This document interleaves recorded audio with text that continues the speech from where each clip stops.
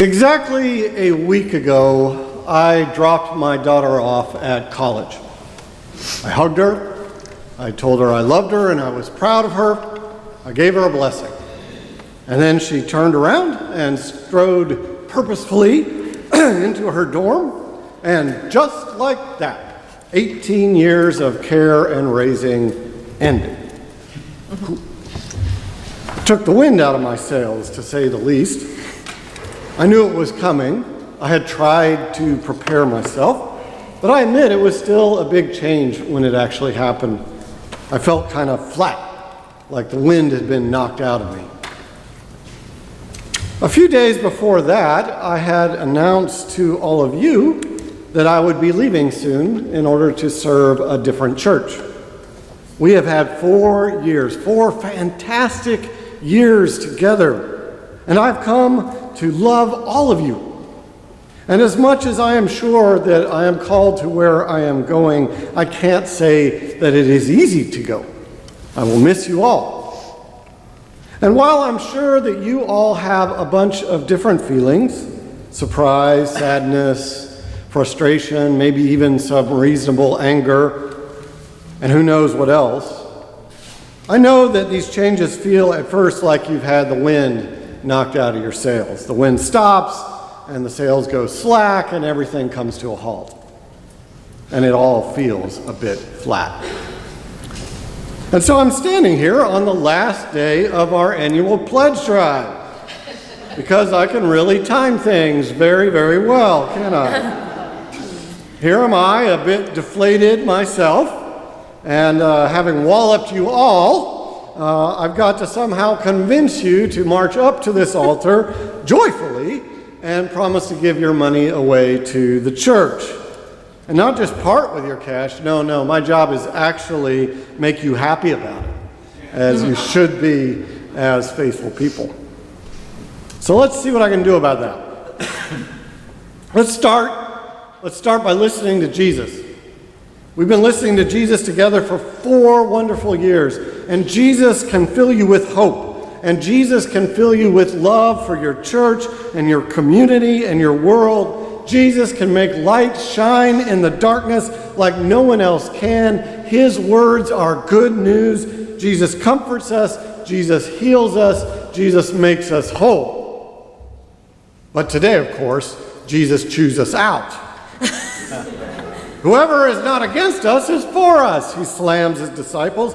Do not put a stumbling block before children, or to actually translate it a little more precisely, don't cause any kids to sin.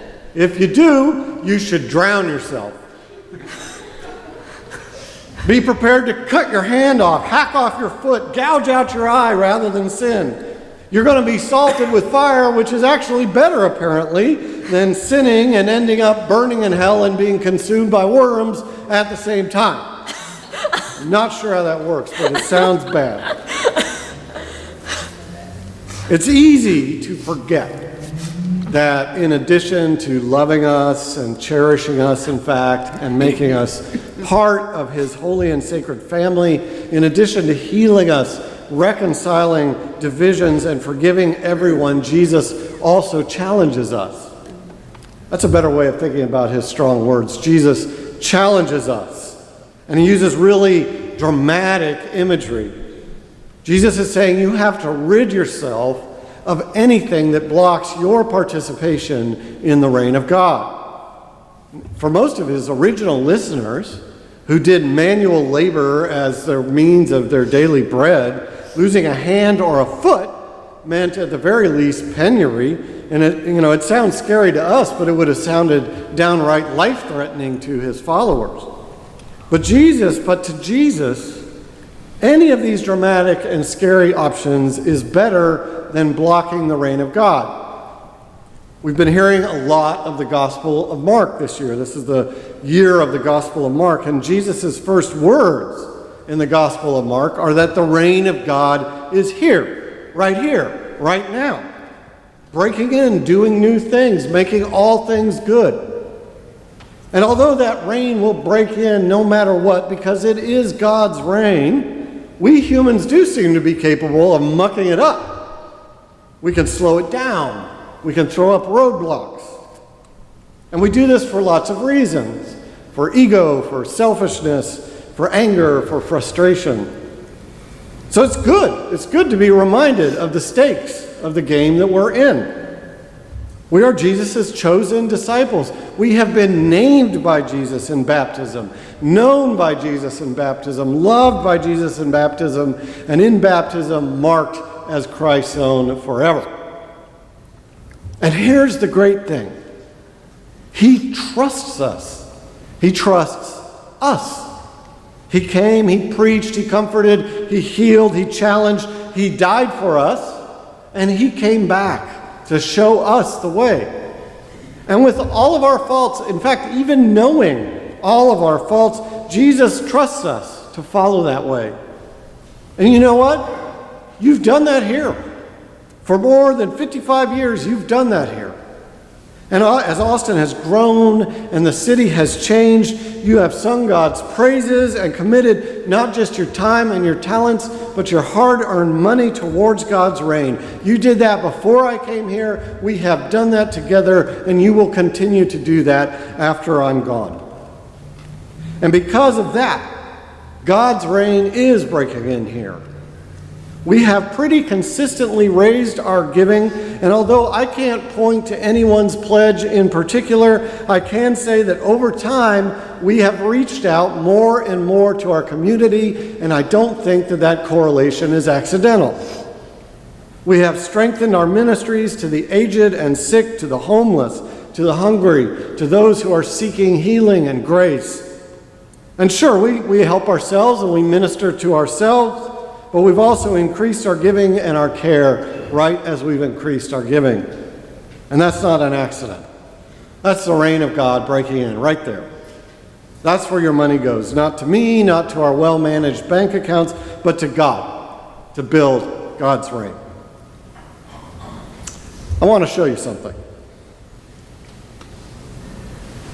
This is a glass. I am holding up a glass made out of glass. It's see-through. You can see it in it very well. This is a glass. Set that there. This is a bottle of Topo Chico, right? I'm holding up. Now, I've been in Austin for 4 years without learning that this will get Austinites' attention. So this is Topo Chico. This is water, but it's, it's more than just water. It's mineral water. And mineral water is like regular water, but more fun. So let's put that there. So I'm going to pour some of the Topo Chico into the glass. Okay, so it's all bubbly and fizzy as it kind of goes up, and it sits there and it's bubbling and fizzing. But as time goes on, the bubbling and fizzing kind of goes down a bit, as everybody knows. So now this is salt. So I'm holding a shaker of salt, okay? I'm now going to pour said salt into the water.